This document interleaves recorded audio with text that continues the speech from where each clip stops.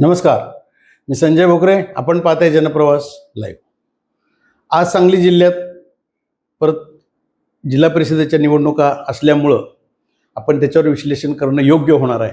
कारण एवढं राजकारण पेटलं, राज्यात चर्चेचा विषय होऊन बसलाय. पडळकरांना पाडायसाठी म्हणून जयंत पाटील, विश्वजित कदम आणि विशाल पाटील खासदार हे कसे एकत्र आले आणि त्यांना साथ द्यायला संजय काका आहेत, माजी आमदार आहेत, विलासराव जगताप असतील, विक्रम सावंत, सगळे एकत्र आलेत. आणि अशातनं सुद्धा पडळकर पुन्हा जिंकले तर काय, हा विश्लेषणाचा मुद्दा आलाय.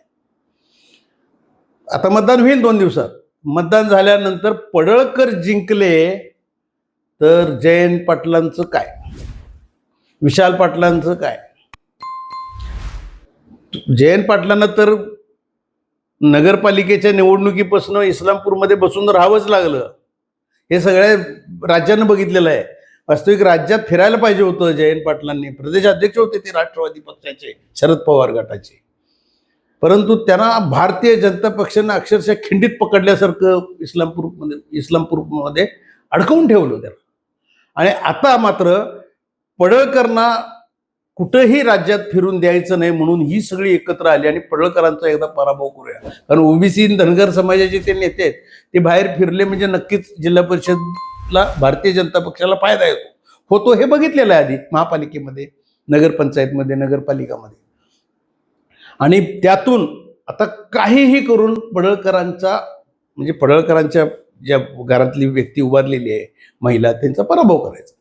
तर हा पराभव झाल्यानंतर मात्र जयंत पाटलांचा आणि विश्वजित कदमांचा हा विजय का मानला जातो तर दादा गट आणि बापू गट हे एकत्र आले. आणि हे मधल्या काळात पडळकरांनी सुद्धा बोलून दाखवलं एका मुलाखतीत जनप्रवास लाईव्हलाच, की जसं देवाभाऊंच्यामुळं 2 ठाकरे बंधू एकत्र आले तसं माझ्यामुळं मला एकदा संपवूया, माझं राजकारण संपवायला दादा बापू गटाला एकत्र यायला लागलं. आणि त्यात विश्वजित कदम पण गेलेत. म्हणजे ह्या सगळ्यांना एकत्र येऊन माझा पराभव करायची वेळ यावी, सगळे संघटित व्हावेत, म्हणजे ताकद माझीच जास्त आहे हे त्यांना सुचवायचं होतं.